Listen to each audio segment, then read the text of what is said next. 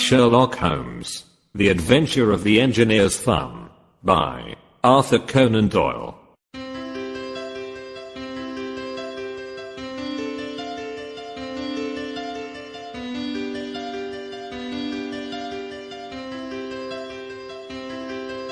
Of all the problems which have been submitted to my friend, Mr. Sherlock Holmes, for solution during the years of our intimacy, there were only two which I was the means of introducing to his notice, that of Mr. Hatherley's thumb, and that of Colonel Warburton's madness. Of these the latter may have afforded a finer field for an acute and original observer, but the other was so strange in its inception, and so dramatic in its details, that it may be the more worthy of being placed upon record, even if it gave my friend fewer openings for those deductive methods of reasoning by which he achieved such remarkable results.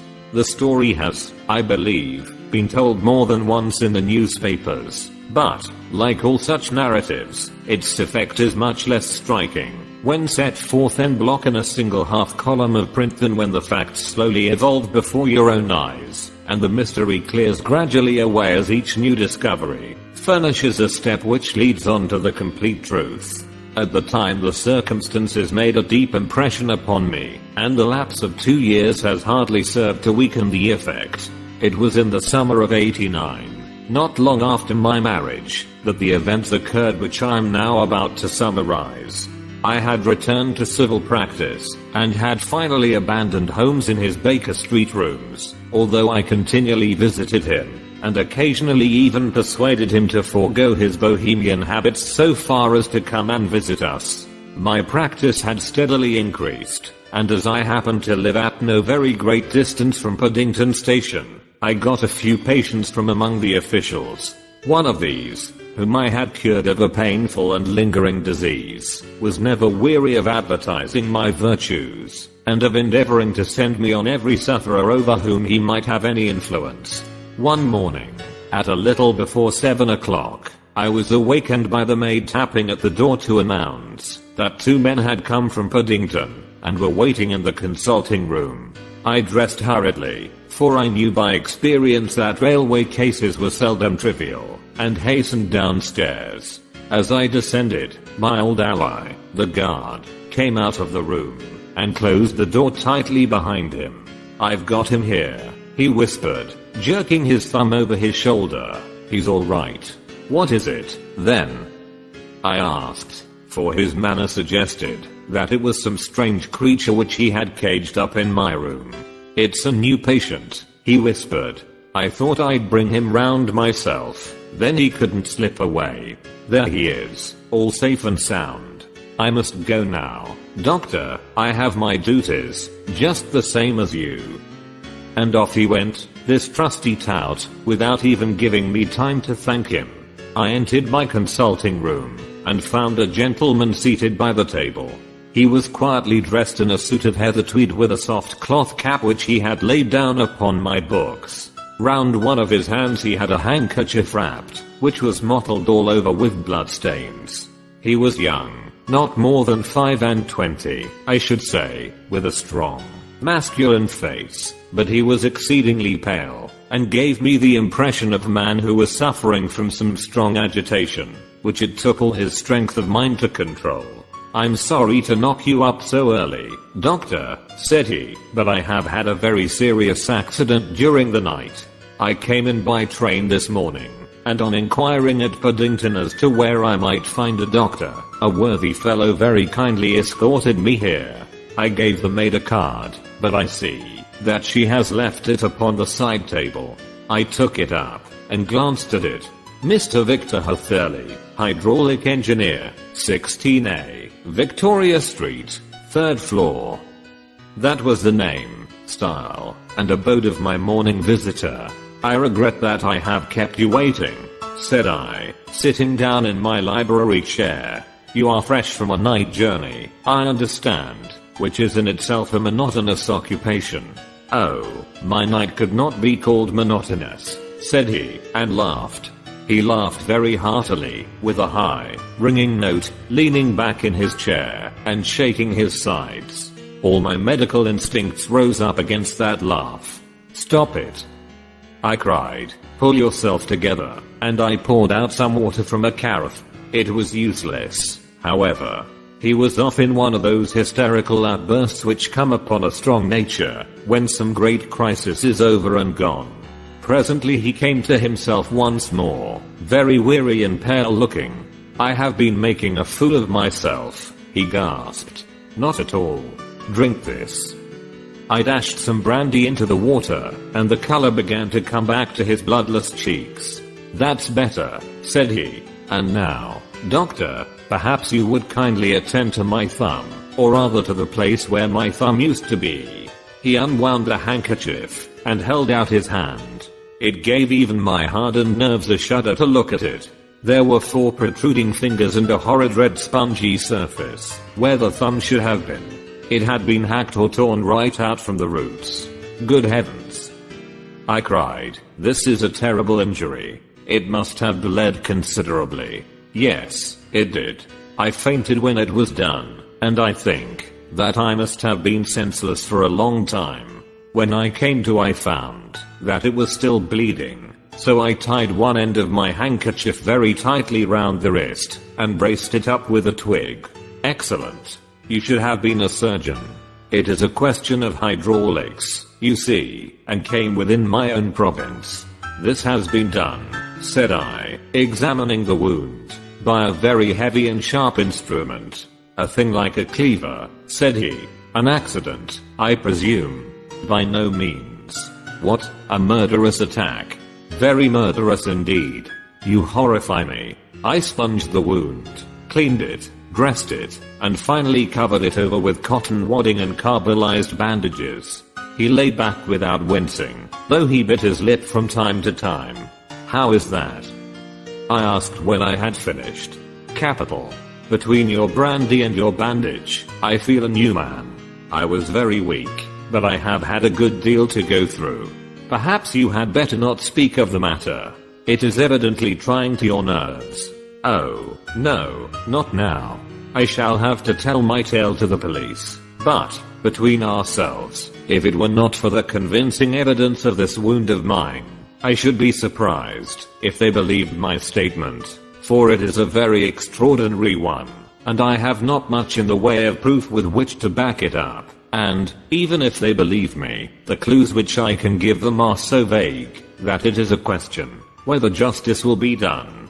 Ha! Cried I, if it is anything in the nature of a problem which you desire to see solved, I should strongly recommend you to come to my friend, Mr. Sherlock Holmes, before you go to the official police. Oh, I have heard of that fellow, answered my visitor, and I should be very glad if he would take the matter up. Though of course I must use the official police as well. Would you give me an introduction to him? I'll do better. I'll take you round to him myself. I should be immensely obliged to you. We'll call a cab and go together. We shall just be in time to have a little breakfast with him. Do you feel equal to it? Yes, I shall not feel easy until I have told my story. Then my servant will call a cab, and I shall be with you in an instant. I rushed upstairs, explained the matter shortly to my wife, and in 5 minutes was inside a hansom, driving with my new acquaintance to Baker Street.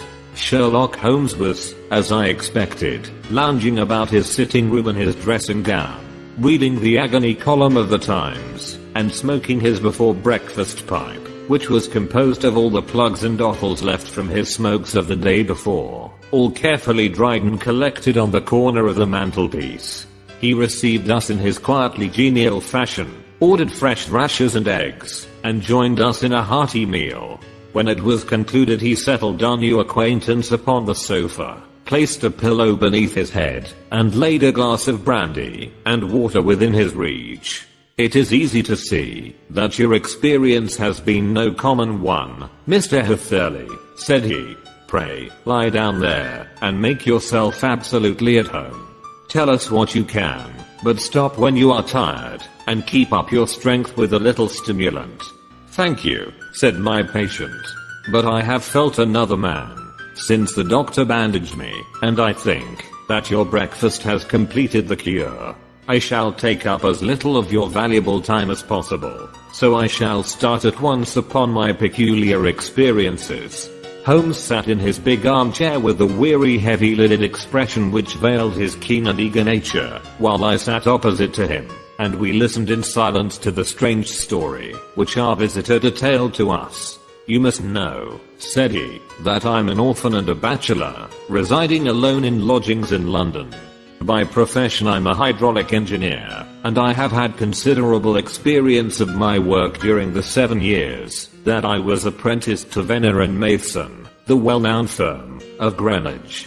2 years ago, having served my time, and having also come into a fair sum of money through my poor father's death, I determined to start in business for myself, and took professional chambers in Victoria Street. I suppose that everyone finds his first independent start in business a dreary experience. To me it has been exceptionally so. During 2 years I have had 3 consultations, and 1 small job, and that is absolutely all that my profession has brought me. My gross takings amount to £27.10.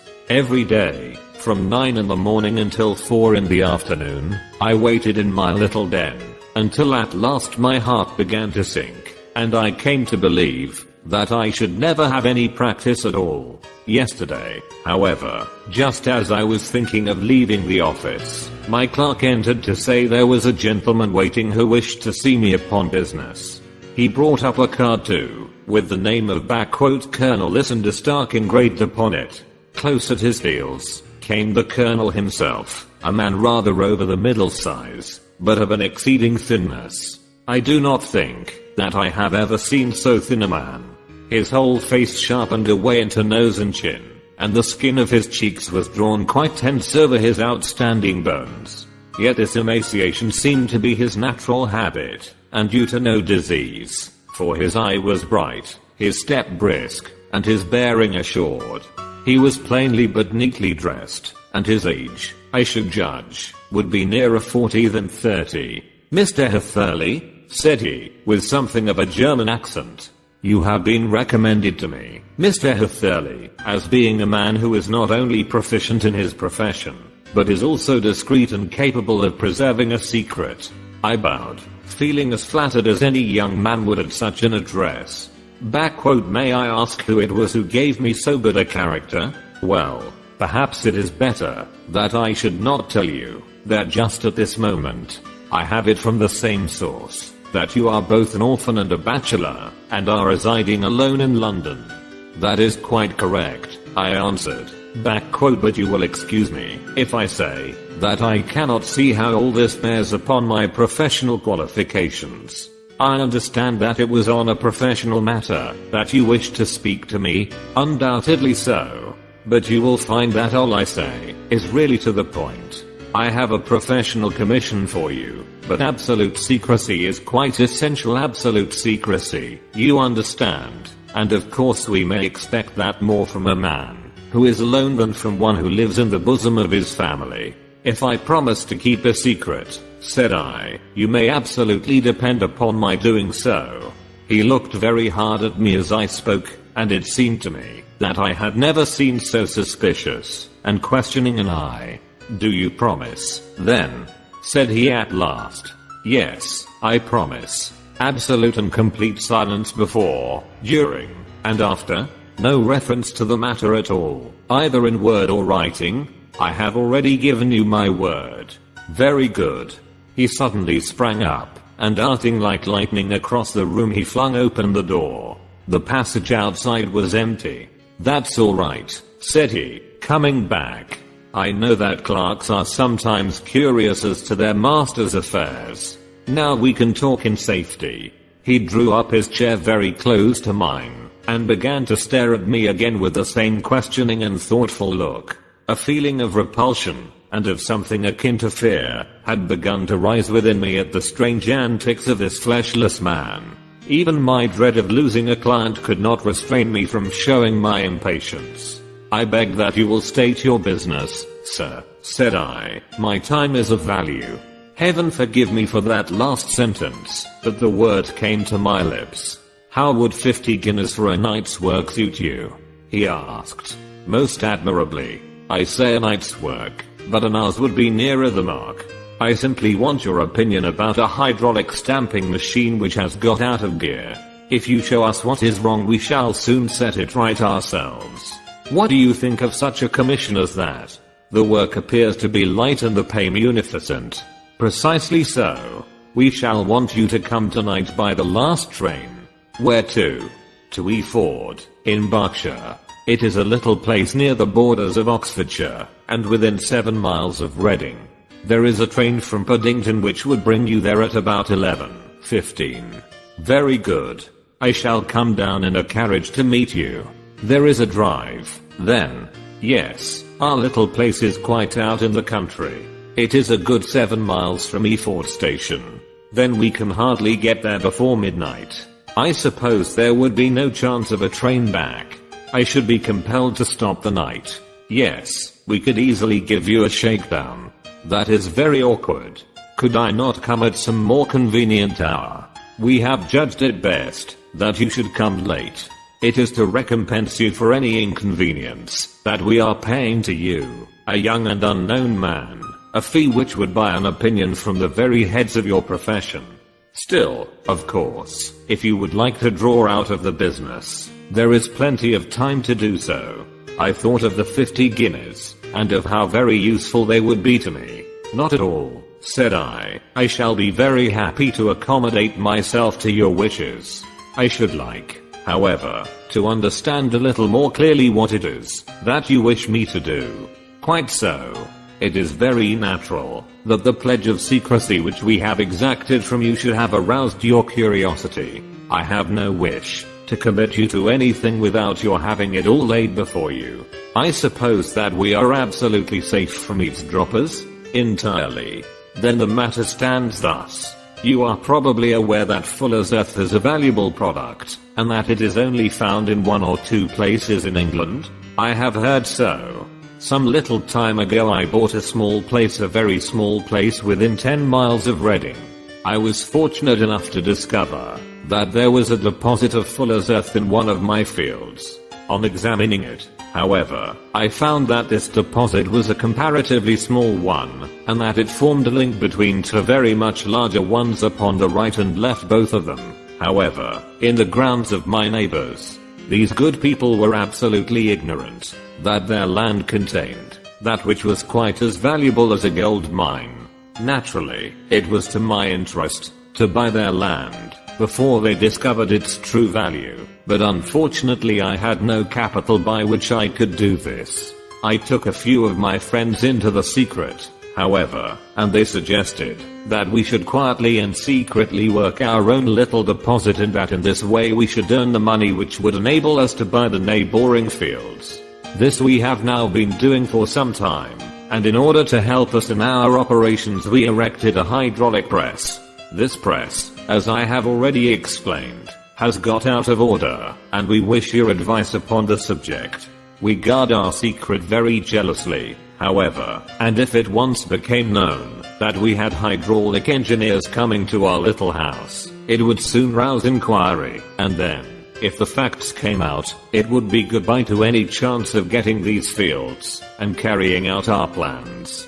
That is why I have made you promise me that you will not tell a human being that you are going to Eford tonight. I hope that I make it all plain. I quite follow you, said I.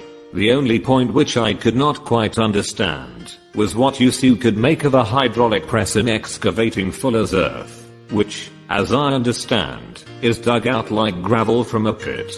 Ah, said he carelessly, we have our own process. We compress the earth into bricks, so as to remove them without revealing what they are. But that is a mere detail. I have taken you fully into my confidence now, Mr. Hatherley, and I have shown you how I trust you. He rose as he spoke. I shall expect you, then, at Eford at 11:15. I shall certainly be there, and not a word to a soul. He looked at me with the last long, questioning gaze, and then, pressing my hand in a cold, dank grasp, he hurried from the room. Well, when I came to think it all over in cool blood, I was very much astonished, as you may both think, at this sudden commission which had been entrusted to me.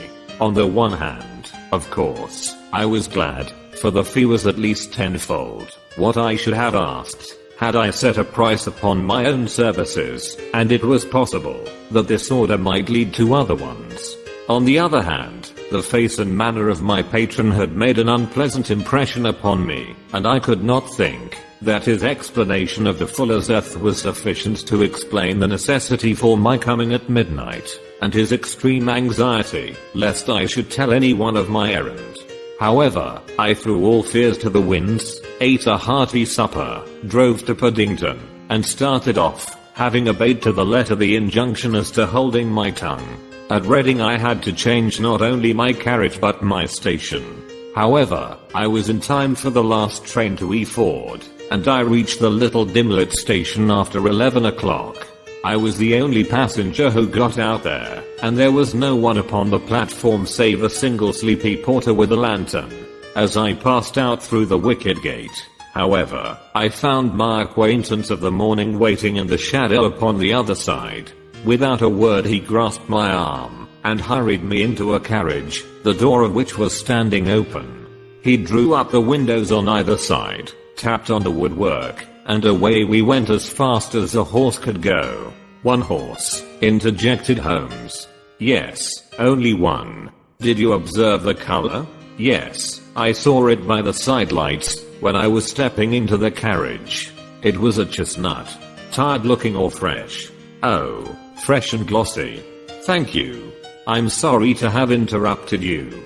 Pray continue your most interesting statement. Away we went then, and we drove for at least an hour. Colonel Listenderstock had said that it was only 7 miles, but I should think, from the rate that we seemed to go, and from the time that we took, that it must have been nearer 12. He sat at my side in silence all the time, and I was aware, more than once, when I glanced in his direction, that he was looking at me with great intensity. The country roads seemed to be not very good in that part of the world, for we lurched and jolted terribly.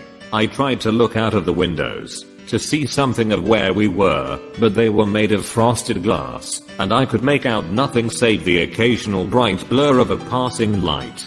Now and then I hazarded some remark, to break the monotony of the journey, but the colonel answered only in monosyllables, and the conversation soon flagged. At last, however, the bumping of the road was exchanged for the crisp smoothness of a gravel drive, and the carriage came to a stand. Colonel Listenderstock sprang out, and, as I followed after him, pulled me swiftly into a porch which gaped in front of us. We stepped, as it were, right out of the carriage, and into the hall, so that I failed to catch the most fleeting glance of the front of the house. The instant that I had crossed the threshold the door slammed heavily behind us, and I heard faintly the rattle of the wheels as the carriage drove away. It was pitch dark inside the house, and the colonel fumbled about looking for matches, and muttering under his breath. Suddenly a door opened at the other end of the passage, and a long golden bar of light shot out in our direction. It grew broader, and a woman appeared with a lamp in her hand, which she held above her head, pushing her face forward, and peering at us. I could see that she was pretty, and from the gloss with which the light shone upon her dark dress I knew that it was a rich material.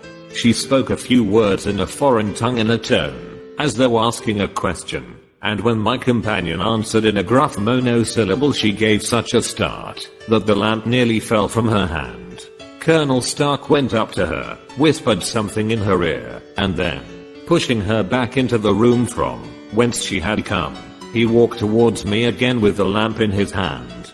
"Perhaps you will have the kindness to wait in this room for a few minutes," said he, throwing open another door.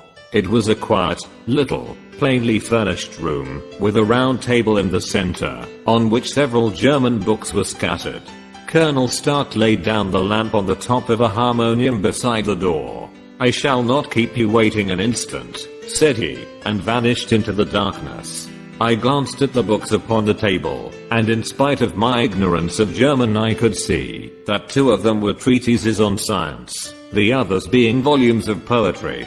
Then I walked across to the window, hoping that I might catch some glimpse of the countryside. but an oak shutter, heavily barred, was folded across it.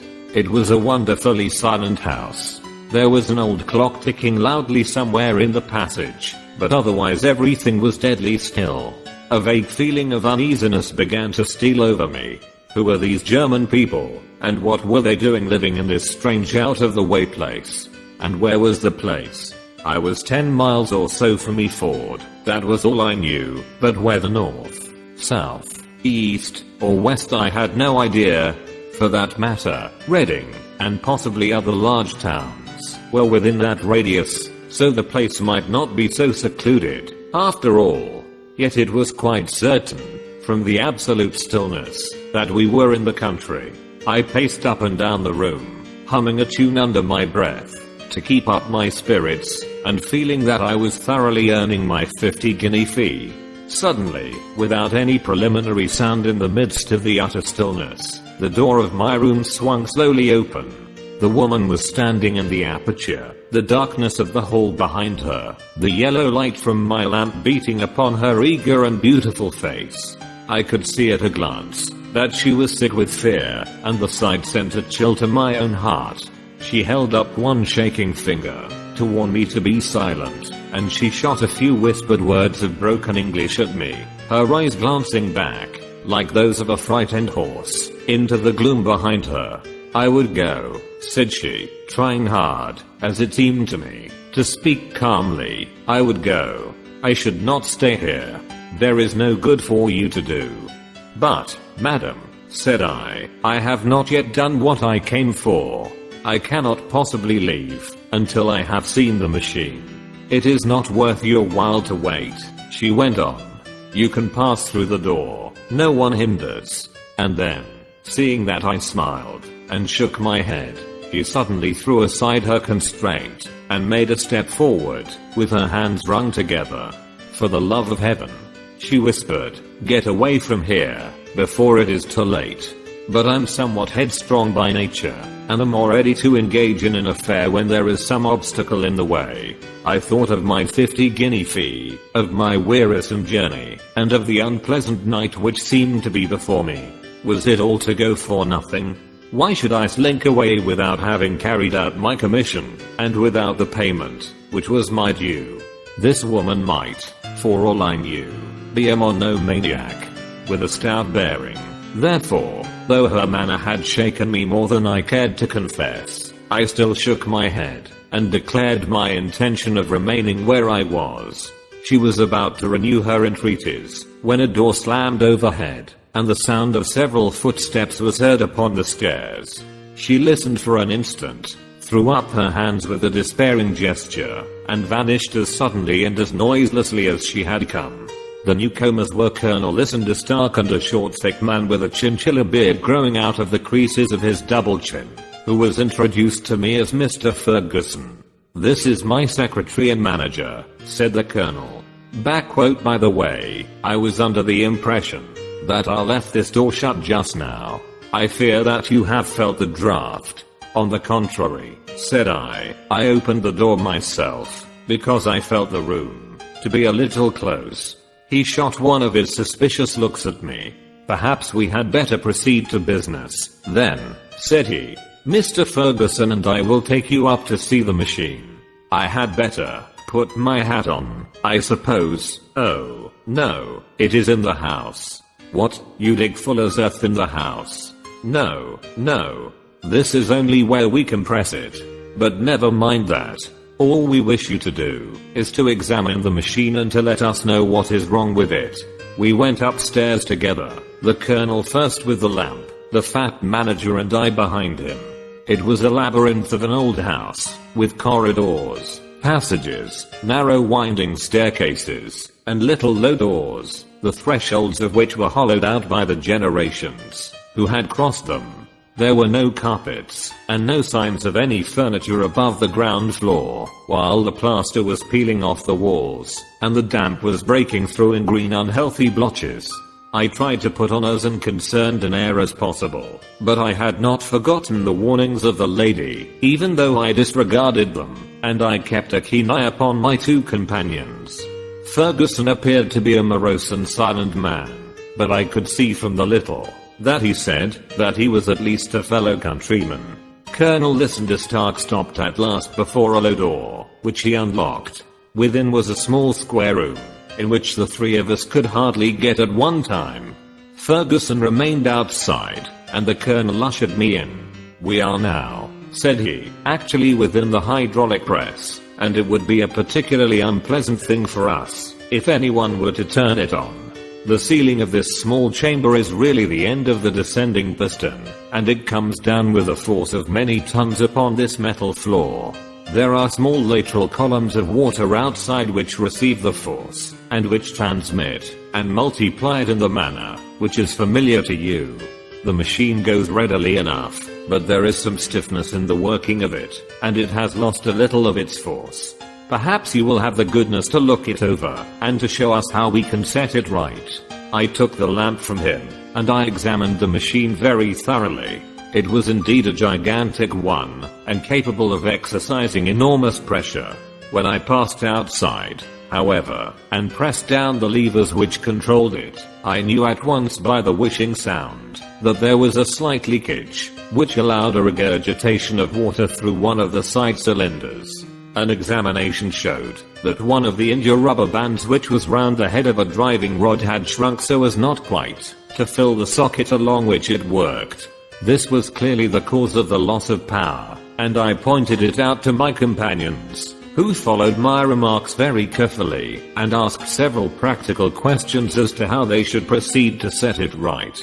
When I had made it clear to them, I returned to the main chamber of the machine and took a good look at it to satisfy my own curiosity. It was obvious at a glance that the story of the Fuller's Earth was the merest fabrication, for it would be absurd to suppose that so powerful an engine could be designed for so inadequate a purpose. The walls were of wood, but the floor consisted of a large iron trough, and when I came to examine it, I could see a crust of metallic deposit all over it. I had stooped and was scraping at this to see exactly what it was, when I heard a muttered exclamation in German, and saw the cadaverous face of the colonel looking down at me. "What are you doing there?" he asked. I felt angry at having been tricked by so elaborate a story as that which he had told me. "I was admiring your Fuller's Earth," said I. "I think that I should be better able to advise you as to your machine if I knew what the exact purpose was for which it was used." The instant that I uttered the words I regretted the rashness of my speech. His face set hard, and a baleful light sprang up in his grey eyes. "Very well," said he, "you shall know all about the machine." He took a step backward, slammed the little door, and turned the key in the lock. I rushed towards it, and pulled at the handle, but it was quite secure, and did not give in the least to my kicks and shoves. "Hello," I yelled. "Hello, Colonel, let me out." And then suddenly in the silence I heard a sound which sent my heart into my mouth. It was the clank of the levers and the swish of the leaking cylinder. He had set the engine at work. The lamp still stood upon the floor, where I had placed it when examining the trough. By its light I saw that the black ceiling was coming down upon me, slowly, jerkily, but, as none knew better than myself, with a force which must within a minute grind me to a shapeless pulp. I threw myself, screaming, against the door, and dragged with my nails at the lock. I implored the colonel to let me out, but the remorseless clanking of the levers drowned my cries. The ceiling was only a foot or two above my head, and with my hand upraised I could feel its hard rough surface. Then it flashed through my mind that the pain of my death would depend very much upon the position in which I met it. If I lay on my face a weight would come upon my spine, and I shuddered to think of that dreadful snap. Easier the other way, perhaps, and yet, had I the nerve to lie and look up at that deadly black shadow wavering down upon me? Already I was unable to stand erect, when my eye caught something which brought a gush of hope back to my heart. I have said that though the floor and ceiling were of iron, the walls were of wood. As I gave a last hurried glance around, I saw a thin line of yellow light between two of the boards, which broadened and broadened as a small panel was pushed backward. For an instant I could hardly believe that here was indeed a door which led away from death. The next instant I threw myself through, and lay half fainting upon the other side. The panel had closed again behind me, but the crash of the lamp, and a few moments afterwards the clang of the two slabs of metal, told me how narrow had been my escape. I was recalled to myself by a frantic plucking at my wrist, and I found myself lying upon the stone floor of a narrow corridor, while a woman bent over me, and tugged at me with her left hand, while she held a candle in her right. It was the same good friend whose warning I had so foolishly rejected. Come, she cried breathlessly. They will be here in a moment. They will see that you are not there. Oh, do not waste the so precious time, but come.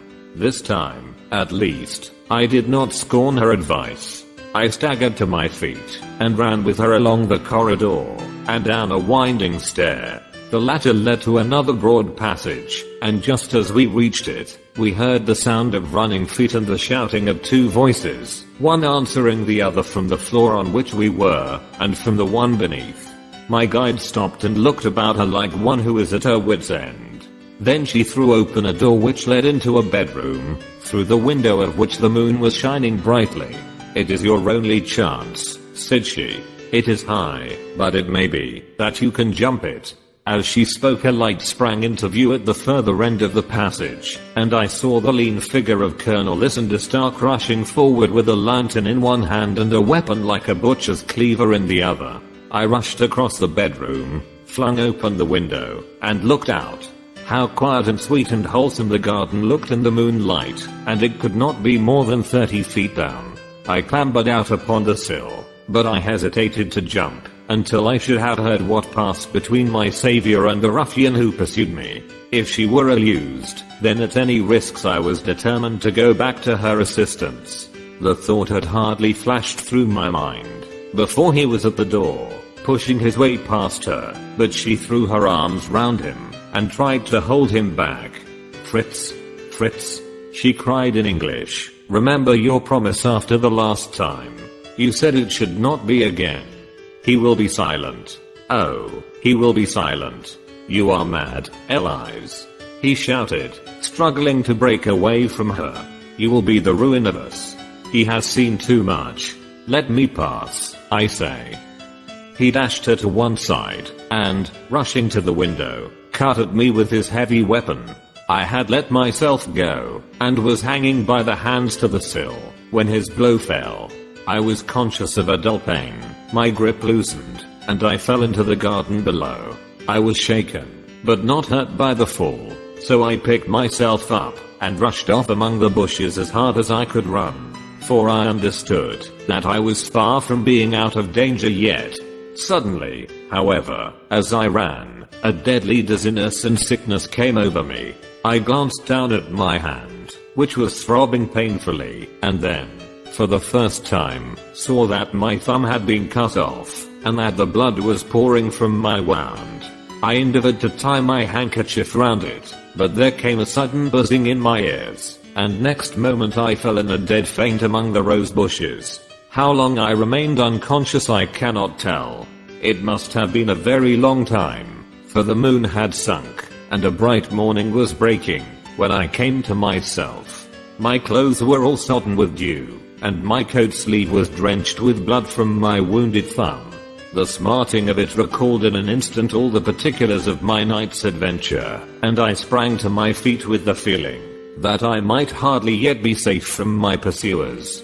But to my astonishment, when I came to look round me, neither house nor garden were to be seen. I had been lying in an angle of a hedge close by the high road, and just a little lower down was a long building, which proved, upon my approaching it, to be the very station at which I had arrived upon the previous night. Were it not for the ugly wound upon my hand, all that had passed during those dreadful hours might have been an evil dream. Half dazed, I went into the station, and asked about the morning train. There would be one to Reading in less than an hour. The same porter was on duty, I found, as had been there when I arrived. I inquired of him whether he had ever heard of Colonel Lysander Stark. The name was strange to him. Had he observed the carriage the night before waiting for me? No, he had not. Was there a police station anywhere near? There was one about 3 miles off. It was too far for me to go, weakened as I was. I determined to wait until I got back to town before telling my story to the police. It was a little past 6 when I arrived, so I went first to have my wound dressed, and then the doctor was kind enough to bring me along here. I put the case into your hands, and shall do exactly what you advise. We both sat in silence for some little time, after listening to this extraordinary narrative. Then Sherlock Holmes pulled down from the shelf one of the ponderous commonplace books in which he placed his cuttings. Here is an advertisement which will interest you, said he. It appeared in all the papers about a year ago. Listen to this. Lost, on the 9th instant, Mr. Jeremiah Hailing, age 26, a hydraulic engineer, left his lodgings at 10 o'clock at night, and has not been heard of since. Was dressed in etc., etc. Ha. That represents the last time that the colonel needed to have his machine overhauled, I fancy. Good heavens, cried my patient. Then that explains what the girl said. Undoubtedly, it is quite clear that the colonel was a cool and desperate man, who was absolutely determined that nothing should stand in the way of his little game, like those out-and-out pirates who will leave no survivor from a captured ship. Well, every moment now is precious, so if you feel equal to it, we shall go down to Scotland Yard at once as a preliminary to starting for Eford. Some 3 hours or so afterwards we were all in the train together, bound from Reading to the little Berkshire village.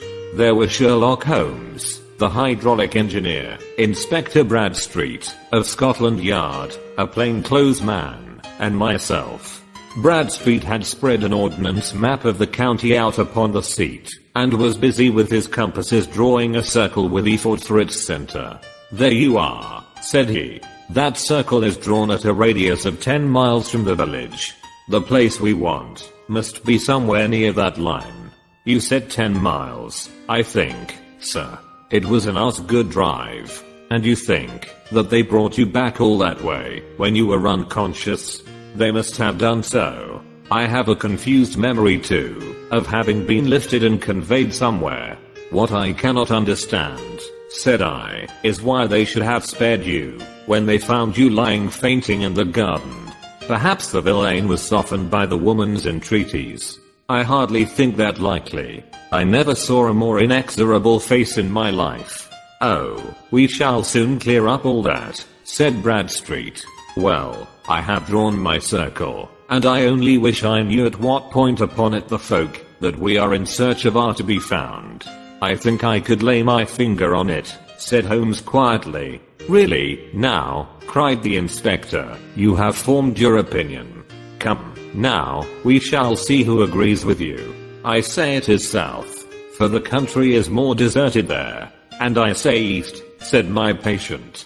I'm for west, remarked the plainclothes man. There are several quiet little villages up there. And I'm for north, said I, because there are no hills there, and our friend says that he did not notice the carriage go up any. Come, cried the inspector, laughing. It's a very pretty diversity of opinion. We have boxed the compass among us. Who do you give your casting vote to? You are all wrong. But we can't all be. Oh, yes, you can. This is my point. He placed his finger in the center of the circle. This is where we shall find them. But the 12-mile drive, gasped Thurley. 6 out and 6 back. Nothing simpler. You say yourself that the horse was fresh and glossy when you got in. How could it be that, if it had gone 12 miles over heavy roads? Indeed, it is a likely ruse enough, observed Bradstreet thoughtfully. Of course there can be no doubt as to the nature of this gang. None at all, said Holmes. They are coiners on a large scale, and have used the machine to form the amalgam which has taken the place of silver. We have known for some time that a clever gang was at work, said the inspector. They have been turning out half-crowns by the thousand. We even traced them as far as Reading, but could get no farther. for they had covered their traces in a way that showed that they were very old hands. But now, thanks to this lucky chance, I think that we have got them right enough. But the inspector was mistaken, for those criminals were not destined to fall into the hands of justice. As we rolled into E-Fort Station, we saw a gigantic column of smoke which streamed up from behind a small clump of trees in the neighborhood, and hung like an immense ostrich feather over the landscape. "A house on fire?" asked Bradstreet as the train steamed off again on its way. "Yes, sir," said the station master. "When did it break out?" "I hear that it was during the night, sir, but it has got worse, and the whole place is in a blaze." "Whose house is it?" "Drive Betcher's." "Tell me," broke in the engineer, "is Dr. Betcher a German? Very thin, with a long sharp nose?" The station master laughed heartily. "No, sir, Dr. Betcher is an Englishman, and there isn't a man in the parish who has a better lined waistcoat. But he has a gentleman staying with him, a patient, as I understand, who is a foreigner, and he looks as if a little good Berkshire beef would do him no harm." The station master had not finished his speech before we were all hastening in the direction of the fire. The road topped a low hill, and there was a great widespread whitewashed building in front of us, spouting fire at every chink and window, while in the garden in front 3 fire engines were vainly striving to keep the flames under. "That's it," cried Hurley, in intense excitement. "There is the gravel drive, and there are the rose bushes where I lay. That second window is the one that I jumped from." "Well, at least," said Holmes, "you have had your revenge upon them. There can be no question that it was your oil lamp which, when it was crushed in the press, set fire to the wooden walls, though no doubt they were too excited in the chase after you to observe it at the time. Now keep your eyes open in this crowd for your friends of last night, though I very much fear that they are a good 100 miles off by now." And Holmes' fears came to be realized, for from that day to this no word has ever been heard either of the beautiful woman, the sinister German, or the morose Englishman. Early that morning a peasant had met a cart containing several people and some very bulky boxes driving rapidly in the direction of Reading. But there all traces of the fugitives disappeared, and even Holmes' ingenuity failed ever to discover the least clue as to their whereabouts. The firemen had been much perturbed at the strange arrangements which they had found within, and still more so by discovering a newly severed human thumb upon a windowsill of the 2nd floor. About sunset, however, their efforts were at last successful, and they subdued the flames, but not before the roof had fallen in, and the whole place been reduced to such absolute ruin that, save some twisted cylinders and iron piping, not a trace remained of the machinery which had cost our unfortunate acquaintance so dearly. Large masses of nickel and of tin were discovered stored in an outhouse, but no coins were to be found, which may have explained the presence of those bulky boxes which have been already referred to. Our hydraulic engineer had been conveyed from the garden to the spot where he recovered his senses might have remained forever a mystery were it not for the soft mold, which told us a very plain tale. He had evidently been carried down by 2 persons, one of whom had remarkably small feet and the other unusually large ones. On the whole, it was most probable that the silent Englishman, being less bold or less murderous than his companion, had assisted the woman to bear the unconscious man out of the way of danger. "Well," said our engineer ruefully as we took our seats, to return once more to London, "it has been a pretty business for me. I have lost my thumb and I have lost a 50-guinea fee, and what have I gained? Experience," said Holmes, laughing. "Indirectly it may be of value, you know. You have only to put it into words, to gain the reputation of being excellent company for the remainder of your existence.